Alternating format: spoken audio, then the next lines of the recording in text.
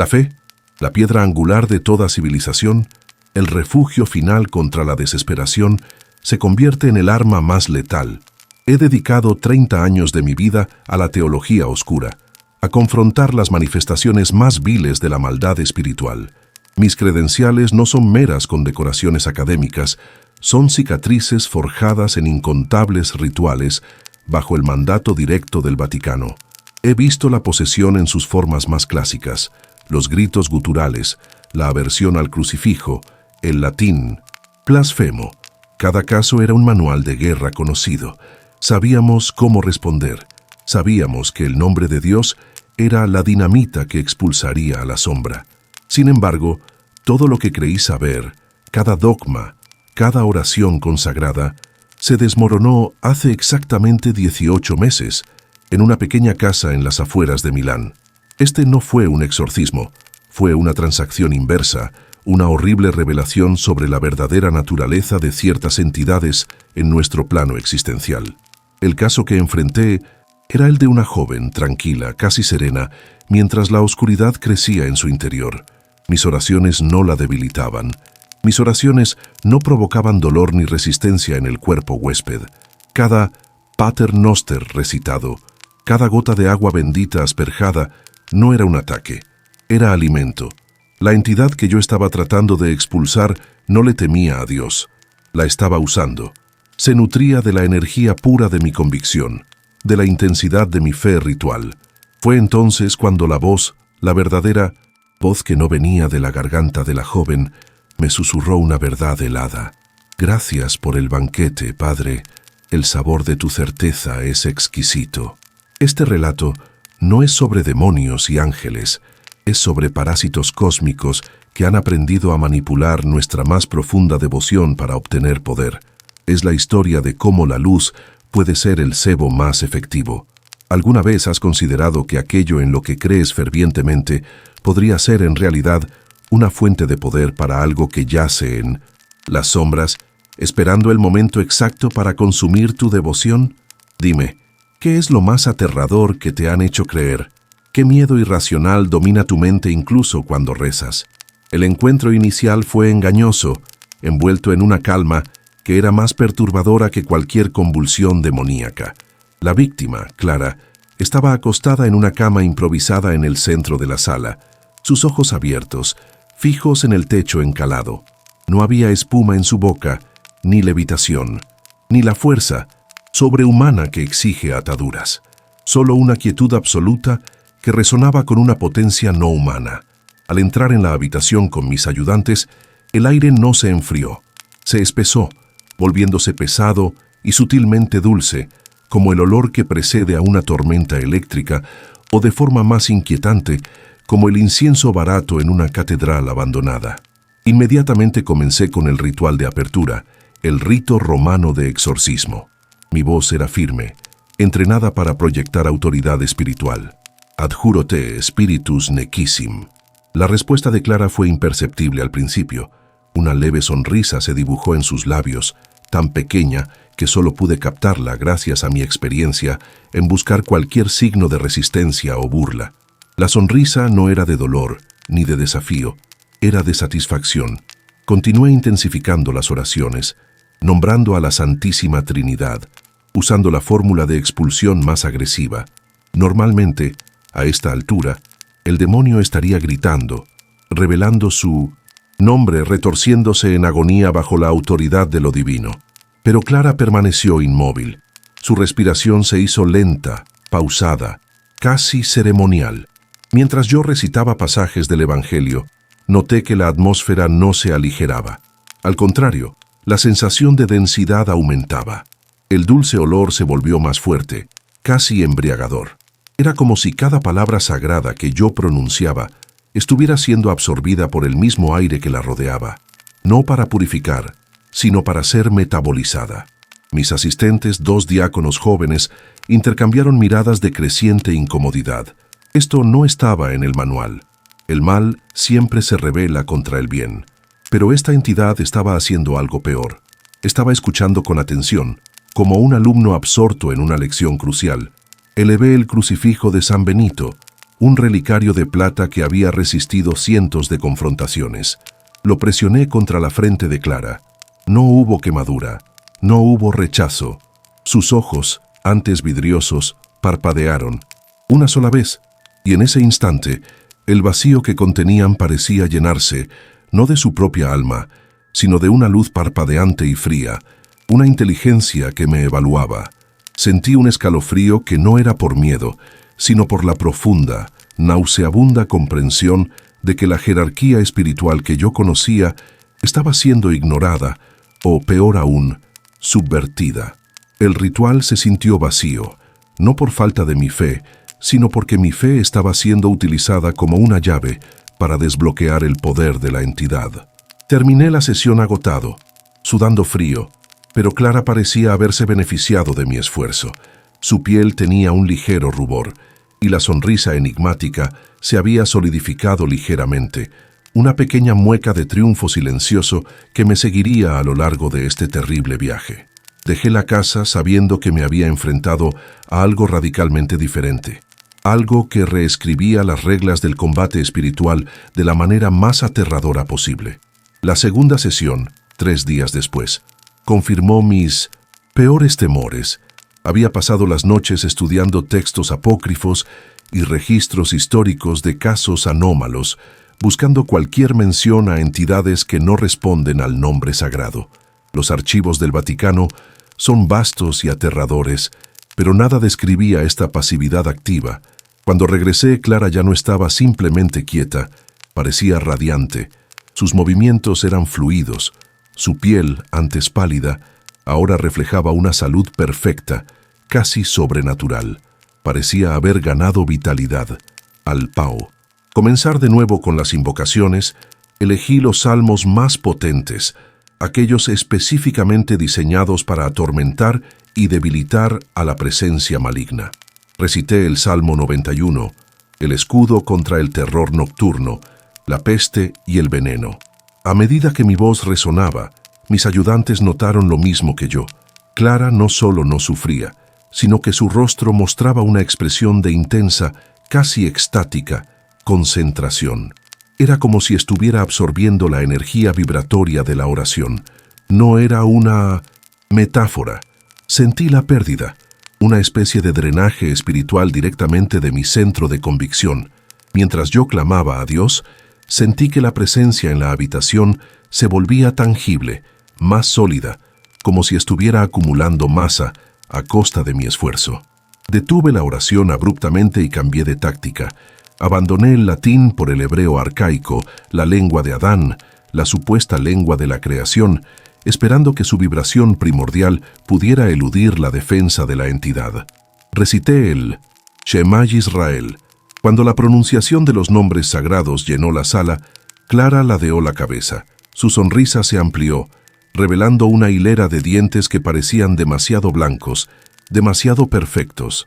Y entonces, la voz que me había hablado antes, esa voz seca y sin cuerpo resonó.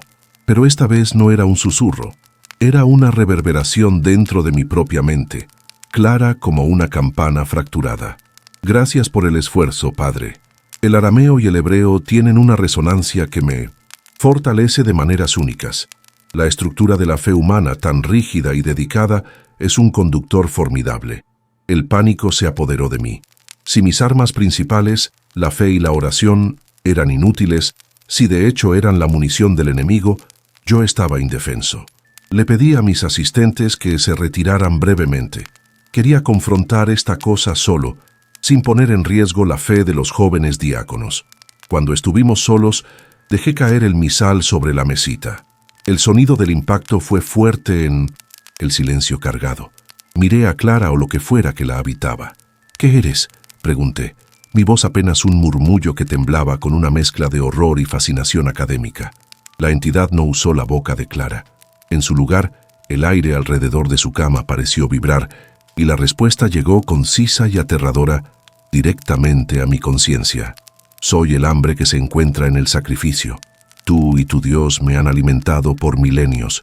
Los rituales más intensos, las creencias más firmes, esos son mis mejores nutrientes. Ustedes le dan nombre a la oscuridad, Yo solo consumo la luz que ustedes proyectan para combatirla. Mi fe no era un escudo, era un plato servido. La revelación de que yo era un inadvertido proveedor de energía para esta entidad provocó una crisis en mi comprensión de la cosmología espiritual. El miedo se transformó en una obsesión intelectual. Si el exorcismo tradicional fortalecía a la entidad, entonces la clave residía en la interrupción, en el vacío. Durante 1911, la tercera visita, entré sin vestimentas sagradas, sin estola, sin misal. Llevaba solo mi sotana negra de uso diario, desprovista de cualquier símbolo perceptible. Clara me miró. La expresión de satisfacción que había llevado antes se transformó en una leve confusión, una arruga momentánea en su frente perfecta. La entidad esperaba el rito, esperaba la inversión de energía que yo había proporcionado consistentemente. Me senté junto a su cama en total silencio. Mis asistentes, obedeciendo mis instrucciones, se quedaron en el vestíbulo, sin recitar ni una sola oración de protección. El silencio en la habitación era asfixiante, un duelo de voluntades en el que el arma principal de la entidad, el consumo de mi fe, estaba inutilizada. La entidad intentó provocarme, comenzó a hablar usando la voz de Clara, que ahora sonaba fortalecida, con un timbre rico y profundo. ¿Dónde está tu coraje, padre? ¿Se ha desvanecido tu fe tan fácilmente? ¿Vienes a ofrecerme silencio? El silencio es solo la pausa entre las oraciones. La voz de la entidad era cínica, pero por primera vez detecté una fisura, la impaciencia. Necesitaba mi energía ritual para crecer y la falta de ella la molestaba. Me mantuve en el silencio, meditando no en textos sagrados, sino en la nada, en el concepto de la inexistencia, tratando de proyectar un vacío de pensamiento y convicción. El efecto en Clara fue físico y notable. La vitalidad que había irradiado comenzó a disminuir. Su piel perdió ese rubor sobrenatural y volvió a palidecer, aunque ahora era un blanco enfermizo, la apariencia de alguien que ha estado gravemente enfermo por meses. Las venas azules comenzaron a notarse bajo su piel, pulsando débilmente. La entidad intensificó sus ataques verbales, pasando de la burla al terror personal, intentando forzar una reacción de fe o miedo, cualquiera de las dos que pudiera ser consumida. Sé de tu hermana, padre. Sé cómo murió en el accidente de coche. Dijiste que fue la voluntad de Dios, pero la verdad es que fue la indiferencia. ¿Rezas por su alma? Reza. Dame esa hermosa pena envuelta en esperanza. No reaccioné. La observé, mi rostro una máscara de neutralidad. Mis años de formación en disciplina mental fueron mi único escudo. Finalmente, el cuerpo de Clara comenzó a temblar, no en convulsiones violentas, sino en espasmos internos, como si la energía que la habitaba estuviera intentando escapar o encontrar una fuente alterna de alimento sin éxito. Escuché un sonido bajo, chirriante, que venía del pecho de Clara, no de su garganta. Era el sonido de la frustración cósmica. La entidad no podía funcionar sin el combustible que le proporcionaba el fervor de la creencia. Fue un momento de victoria gélida, la comprensión de que el único camino para combatirla era la negación absoluta de todo lo que me definía como sacerdote. El descubrimiento de que la inanición espiritual debilitaba a la entidad fue solo el inicio de un horror más profundo. Mi nueva estrategia requería que me convirtiera en un vacío, un agujero negro de fe. Pero esta entidad, a la que mentalmente comencé a referirme como el sifonador de fe, era astuta. Entendía la mecánica de la psique humana y, sobre todo, la naturaleza de la adicción religiosa. En la cuarta sesión, entré con la intención de mantener mi silencio defensivo, pero la entidad había evolucionado. Clara no habló. En su lugar, cuando me senté, las paredes de la habitación se llenaron de imágenes proyectadas en mi mente. Eran visiones de mis momentos más íntimos y sagrados, mi ordenación sacerdotal, la primera vez que di la comunión, el éxtasis que sentí al creer que estaba salvando un alma. Eran recuerdos gloriosos, teñidos de la belleza inmaculada de la fe. La entidad no me estaba atacando con blasfemias, me estaba seduciendo con la luz que yo había amado. Podía sentir el intento de la entidad de encender una chispa de mi convicción, de recordarme la recompensa de la creencia, de forzar mi mente a la oración reflexiva. Era una tortura psicológica inversa. Intentaba hacer que mi alma anhelara la oración, que mi boca se abriera para pronunciar las palabras que la alimentarían. Cerré los ojos, intentando bloquear el asalto visual. Entonces, las imágenes cambiaron. Se volvieron más oscuras, pero aún giraban en torno a la fe. Vi a mi mentor, el padre Elías, un hombre de inquebrantable piedad que había muerto durante un exorcismo particularmente brutal. En la visión mental, Elías no estaba luchando contra un demonio. Estaba siendo consumido por una fuerza silenciosa y radiante, sus últimos momentos llenos de una devoción tan intensa que su alma se disolvía en luz pura, la luz que la entidad bebía como néctar. La entidad estaba diciéndome que mi mentor había muerto por exceso de fe, por haber sido demasiado efectivo en el ritual que inadvertidamente lo convirtió en alimento. El terror que sentí no fue por mi propia seguridad, sino por la traición ontológica. Si la devoción más pura era el combustible, entonces la existencia de la Iglesia y toda práctica religiosa eran en esencia granjas de energía. Abrí los ojos, mi respiración superficial. Clara me miraba, y aunque su rostro estaba pálido y apático, el sifonador proyectó una imagen de inmenso poder a través de ella. La habitación pareció temblar con la densidad acumulada de milenios de fe humana. Me mostró, no con palabras, sino con la sensación de infinitud que solo una entidad tan antigua puede proyectar, la vasta red de adoración que cubre el planeta, todas las religiones, todas las creencias, cada acto de sacrificio, cada acto de amor devoto, siendo un gigantesco e inagotable reactor para su existencia. Comprendí que no estaba tratando con un subordinado del infierno, sino con un depredador fundamental de la realidad espiritual. La única forma de negar su poder era negar la realidad del poder mismo, y eso era un suicidio para mi alma. La tensión se volvió insoportable. Necesitaba confirmar si mi negación de la fe era la única vía, y si existía alguna forma de sabotear la fuente de alimento de la entidad sin caer yo mismo en la desesperación total. Decidí introducir un elemento de profanación calculada.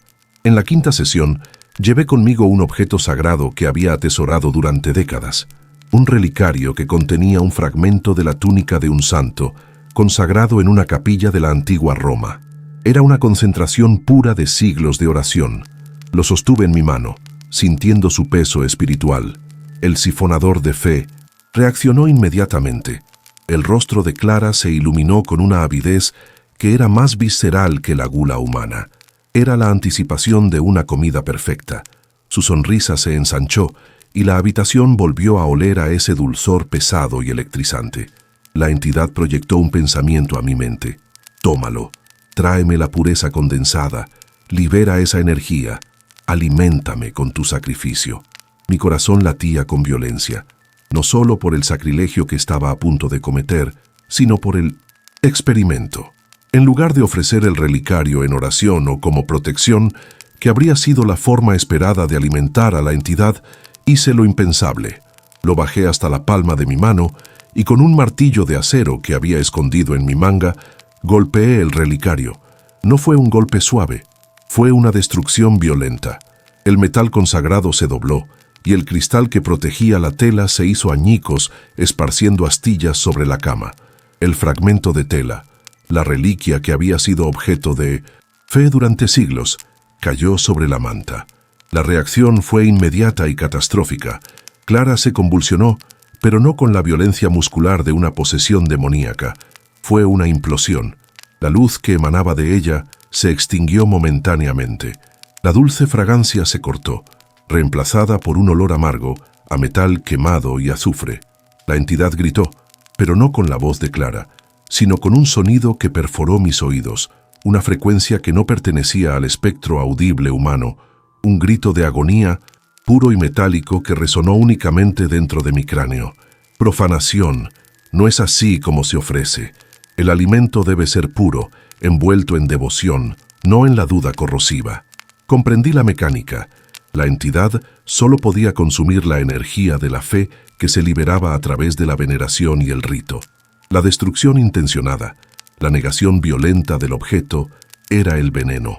Había cortocircuitado el proceso. Me sentí momentáneamente mareado por el poder de la reacción, pero también eufórico. Tenía un arma, pero era un arma que exigía la destrucción de mis propios fundamentos. La entidad no se había ido, solo estaba gravemente herida, retrocediendo a las profundidades del cuerpo de Clara. El rostro de la joven se contrajo, y por un instante fugaz y terrible, pude ver sus propios ojos llenos de un miedo absoluto, pidiéndome ayuda antes de que la máscara de la entidad volviera a descender. La profanación del relicario me dio una ventaja temporal, pero el sifonador de fe aprendía con una velocidad alarmante. Tras el incidente, Clara entró en un estado catatónico, aparentemente inmóvil, pero sentía la presencia activa, acechando, reajustando su estrategia. La entidad había aprendido que la agresión directa o la negación total de la fe eran perjudiciales. Ahora, el ataque se centró en la manipulación emocional, buscando crear una brecha en mi armadura psicológica que pudiera ser llenada con la oración o la desesperación, dos formas de energía espiritual fácilmente consumibles. En la sexta sesión, el ambiente no era denso ni dulce, era frío y lleno de una tristeza profunda e insoportable. Cuando me acerqué a la cama, Clara comenzó a llorar en silencio. Sus lágrimas eran reales, empapando la almohada. La entidad estaba permitiendo que la propia desesperación de Clara saliera a la superficie, utilizando su dolor como cebo. Ella no habló con la voz de la entidad, sino con su propia voz, débil y entrecortada.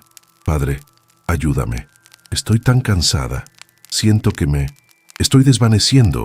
¿Por qué me ha abandonado Dios? Sus palabras eran la trampa perfecta, el instinto sacerdotal, el impulso de consolar, de ofrecer la esperanza y la promesa de la redención era casi irrefrenable.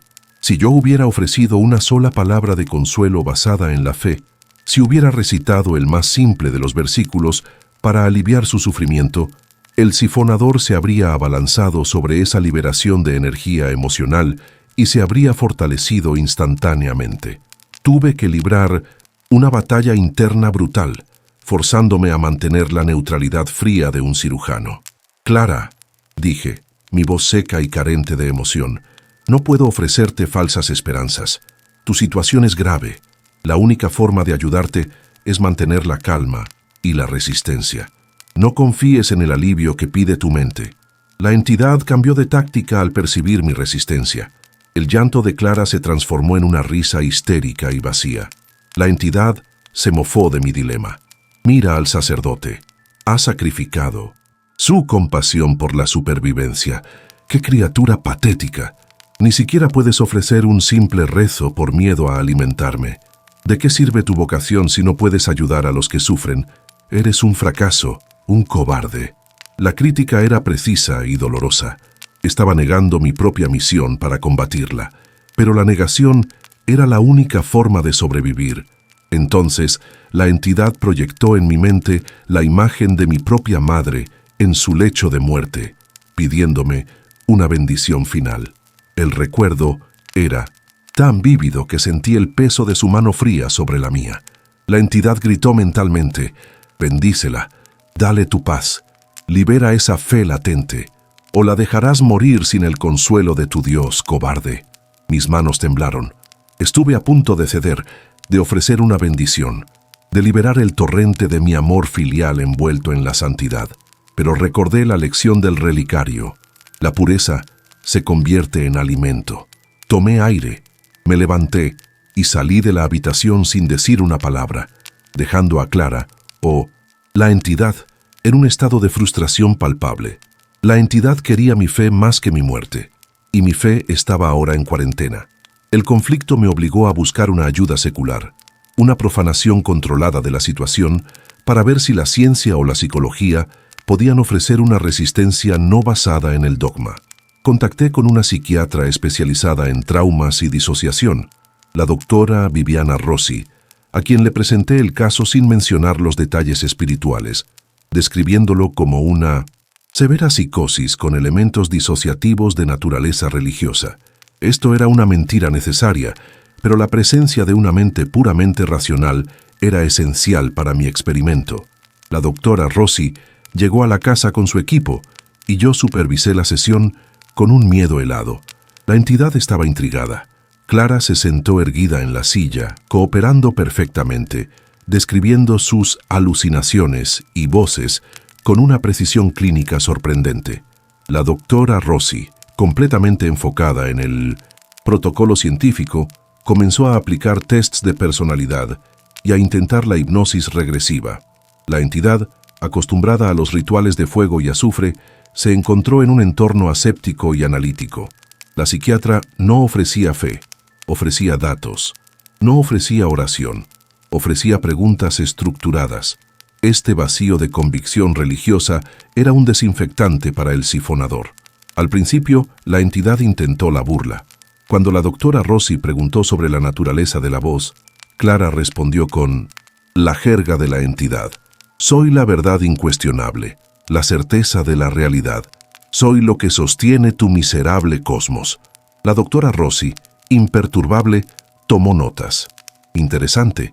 Y esta certeza se manifiesta en patrones visuales o auditivos específicos. Ella no debatió la afirmación, la catalogó. La entidad se frustró. La doctora Rossi continuó, explorando el trauma infantil de Clara, buscando la raíz psicológica del delirio. La entidad no pudo consumir el análisis frío. Intentó manipular a la doctora con imágenes mentales, mostrándole sus propias dudas existenciales y fallos profesionales. La psiquiatra se sintió incómoda, pero lo atribuyó al estrés de tratar un caso severo y no a un ataque cósmico. Este fue mi momento de confirmación.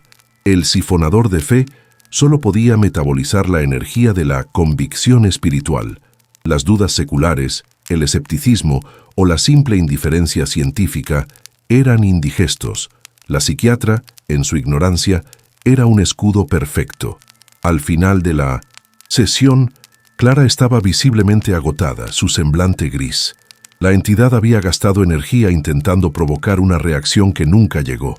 La doctora Rossi se despidió, pensando que había obtenido datos útiles para el diagnóstico. Yo me quedé solo, sintiendo el triunfo amargo. Había descubierto que la ignorancia y la lógica eran armas poderosas contra este mal, pero el coste de usarlas era el aislamiento total de la comunidad de la que yo formaba parte. El enfrentamiento final se acercaba y yo estaba solo. Había alejado a mis ayudantes y mentido a la psiquiatra. Mi estrategia se basaba ahora en el sacrilegio controlado, la duda proyectada y la negación intelectual. Pero había una fuente de fe que la entidad deseaba más que cualquier otra, la mía. La fe de un exorcista del Vaticano, templada en la batalla y profundamente arraigada, era la quinta esencia de su dieta. La entidad lo sabía y concentró todos sus esfuerzos en romper mi barrera. En la octava sesión, entré en la casa, preparado para el ataque total. Clara estaba sentada en la cama, y esta vez, el sifonador no se molestó en usar su voz. La comunicación fue puramente telepática, pero con una claridad y una resonancia emocional que me hicieron temblar. Padre, resonó la voz en mi mente, estás solo. Tu iglesia te abandonaría si supieran que has profanado sus reliquias y has traicionado tus votos al buscar la ayuda de la ciencia. Tu fe está rota, pero aún hay un residuo. Dame ese residuo. Dáselo voluntariamente y liberaré a esta niña. Tómalo como tu último y mayor acto de servicio. La propuesta era diabólica en su simplicidad. Un sacrificio personal para salvar el alma huésped. Era la máxima tentación para un sacerdote. Si yo liberaba mi fe final, si me entregaba a la desesperación y la súplica, el sifonador se llenaría hasta la saciedad, abandonaría a Clara, y yo quedaría como un cascarón vacío. Pero Clara viviría. Dudé. Mi propósito como siervo de Dios siempre había sido el sacrificio. ¿No era este el sacrificio definitivo? La entidad detectó mi vacilación. Para forzar mi mano, comenzó a infligir un dolor físico real a Clara. La joven se arqueó, sus huesos crujiendo audiblemente, pero no gritó. La entidad quería que yo viera el sufrimiento, que el trauma me obligara a ofrecer una oración. Mira su agonía, padre. Tú puedes detener esto. Solo tienes que creer en mí, creer que soy más fuerte que tu viejo Dios. Convierte tu fe, reorienta tu devoción hacia mi poder. Dame tu adoración y yo la liberaré. Me acerqué a Clara sintiendo el calor intenso que emanaba de su cuerpo. La entidad estaba quemando el cuerpo huésped para extorsionarme, pero había un patrón en su demanda. Requería fe, requiere convicción, requiere adoración. Mi nueva fe, por pervertida que fuera, era la duda. No te daré mi fe, susurré, sintiendo el sudor frío en mi frente. Y no te daré mi adoración. No eres más que un parásito cósmico, un mendigo de energía. Tu poder depende de nuestra ingenuidad, y esa ingenuidad se acabó. El sifonador se enfureció. El aire en la habitación se volvió tóxico y me sentí presionado por una fuerza invisible. Pero en ese instante de furia, vi el miedo en la entidad. No temía a mi Dios, temía a la inanición. La novena y crucial sesión se llevó a cabo al día siguiente.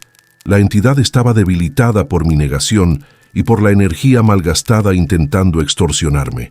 Comprendí que para que el sifonador de fe abandonara a Clara, no solo necesitaba dejar de alimentarlo, sino que necesitaba ofrecer un antialimento, un veneno que pudiera expulsarlo sin fortalecerlo. Mi conclusión fue aterradora. La única fuerza que podía contrarrestar la fe era la traición profunda y absoluta, la negación total de la fuente que la alimentaba. No la negación intelectual o científica, sino la negación activa, el sacrilegio consciente y personal. Necesitaba quebrar un voto sagrado de una manera que liberara una energía tan corrosiva que la entidad no pudiera consumirla. Entré en la habitación sin mis auxiliares, sin mi sal, con un objeto que simbolizaba mi vida, mi anillo sacerdotal, un símbolo de mis votos perpetuos de castidad y obediencia a la Iglesia. Miré a Clara, que ahora estaba en un estado semi-inconsciente, su vida pendiendo de un hilo. El sifonador me observaba, curioso y cauteloso, esperando ver si el viejo sacerdote cedería finalmente al miedo y a la desesperación. Me arrodillé junto a la cama, no para rezar, sino para realizar un antirritual. Saqué el anillo, lo coloqué en la palma de mi mano. Hablé no a la entidad, sino a mi propia alma, renunciando a lo que el anillo representaba. Renuncio a la certeza, renuncio a la obediencia ciega. Declaro que todo aquello que he venerado ha sido una ilusión, una mentira que ha alimentado a este parásito. Con cada palabra, sentí un desgarro en mi propia conciencia, una violación del núcleo de mi ser. Luego, con la intensidad de un hombre que se automutila, usé un cuchillo, ceremonial que había preparado, y grabé en el anillo una blasfemia específica, una que no era una simple inversión del bien y del mal, sino una negación del concepto mismo de lo sagrado. La energía liberada no fue de fe, sino de culpa, de horror y de sacrilegio personal. Esta energía era tóxica. El sifonador rugió, pero esta vez no era un rugido de hambre, era un grito de dolor. La entidad no pudo metabolizar el veneno de la traición personal y consciente. Su conexión con Clara se rompió, violentamente. El cuerpo de la joven se enderezó rígidamente y luego cayó inerte sobre el colchón. Un humo frío, sutil, pero inconfundible, se elevó de su boca.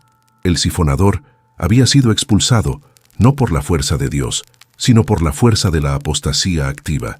Me quedé en el suelo, sosteniendo mi anillo profanado, sintiendo el vacío donde antes había estado mi vocación. Había salvado a Clara, pero a un coste que solo ahora comenzaba a comprender. Clara sobrevivió. La entidad se había ido, pero el cuerpo y la mente de la joven quedaron marcados por la experiencia. Físicamente tardó meses en recuperarse y psicológicamente fue diagnosticada con un trauma severo, aunque el diagnóstico psiquiátrico nunca se acercó a la verdad. Yo, por mi parte, me convertí en un recluso espiritual. Mi acto de sacrilegio había funcionado, había salvado una vida, pero al hacerlo, había creado un vacío insondable en mi propia alma. La Iglesia nunca podría saber la verdad. Mi reporte oficial describió el caso como una posesión recalcitrante resuelta mediante la persistencia en el ritual y la intercesión mariana, una mentira piadosa que aseguraba el cumplimiento del protocolo. Sin embargo, La entidad no fue destruida, solo fue expulsada. Se había alimentado de suficiente fe antes de mi intervención para ser inmensamente más poderosa que antes. El sifonador de fe estaba libre, ahora consciente de la fuente de su poder y, más importante, de su única debilidad, la duda corrosiva. Mi vida se redujo a la vigilancia. Renuncié a mi cargo sin dar explicaciones coherentes, aduciendo agotamiento. Ahora vivo en el anonimato, un sacerdote apóstata, un creyente forzado a la duda activa para sobrevivir. No rezo. Si mi mente comienza a formular una oración, me obligo a recordar la blasfemia grabada en mi anillo, la negación consciente de mi fe, para evitar ser detectado. El miedo no es que vuelva por mí, el miedo es que ha aprendido la lección. El sifonador de fe ahora sabe que su alimento no son solo las pequeñas creencias individuales. Es la masa crítica de la fe organizada, de la esperanza sistemática. Y sé que está ahí fuera, en el vasto océano de la devoción humana, absorbiendo cada acto de esperanza, cada promesa de salvación, fortaleciéndose con cada misa, cada peregrinación, cada creencia inquebrantable. Estoy atrapado en una paradoja horrible. La fe, la única herramienta para combatir la oscuridad tradicional, es ahora la puerta de entrada para esta entidad cósmica. La única defensa es la incredulidad, el vacío, y yo soy el único que conoce la verdad y no puede compartirla, porque compartirla sería sembrar la duda que podría protegernos, pero también provocaría el colapso de toda estructura espiritual, causando un pánico apocalíptico. He salvado una vida, pero he condenado potencialmente a todas las demás. Cada vez que veo a alguien rezar con fervor, siento un escalofrío. Veo a un cordero engordando para el banquete. La luz ya no es salvación. La luz es visibilidad para el depredador. Ahora, después de todo lo que he vivido y lo que he tenido que destruir dentro de mí para sobrevivir y vencer a esa entidad por un instante, me encuentro en la periferia de la vida, un fantasma vestido de clérigo que no puede ejercer su ministerio. Mis manos ya no tocan el cáliz ni levantan la hostia. Mi alma está contaminada por el sacrilegio necesario, un precio que pagué voluntariamente. Pero el vacío que dejé en mi fe es mi única defensa. Si yo rezara con la convicción que tenía antes, si permitiera que la certeza de la divinidad volviera a anidar en mi corazón, el sifonador de fe me localizaría instantáneamente. Sabría que hay una fuente de energía pura lista para ser consumida. Vivo en el miedo perpetuo de que la entidad haya encontrado una nueva forma de alimentarse, que haya evolucionado para consumir incluso el vacío y el terror. A veces, en las noches de insomnio, siento ese olor dulce y pesado de nuevo, el aroma del incienso concentrado, y sé que está cerca, quizás no buscando activamente un cuerpo, sino simplemente bebiendo del río de la oración global. Lo más aterrador de esta entidad no es su maldad, sino su indiferencia. No busca atormentar, busca nutrirse. Los demonios buscan la condenación. Esta cosa solo busca el consumo. Y su dieta es la esencia de lo que nos hace humanos, la capacidad de creer, de esperar, de tener fe en algo más grande que nosotros mismos. Si la fe es el combustible y la esperanza es el cebo, ¿qué nos queda? Solo la duda fría y la soledad absoluta. Mantengo mi anillo profanado oculto, recordándome el coste de la victoria. Es un talismán de incredulidad. Te digo esto no para que pierdas tu fe, sino para que la cuestiones. Cuestiona cada oración, cada rito, cada acto de devoción. Mira hacia la luz y pregúntate si estás proyectando tu energía hacia arriba, o si simplemente estás encendiendo un faro para un cazador que opera en dimensiones que no podemos comprender. El sifonador de fe está ahí, fuera, más fuerte que nunca. Y cada vez que alguien reza con fervor, no está llamando a la salvación. Está emitiendo una señal clara, como un grito en la oscuridad que dice: «Aquí hay alimento, ven y consume mi certeza». Y yo, el sacerdote renegado, solo puedo observar y esperar el día en que la cosecha sea total.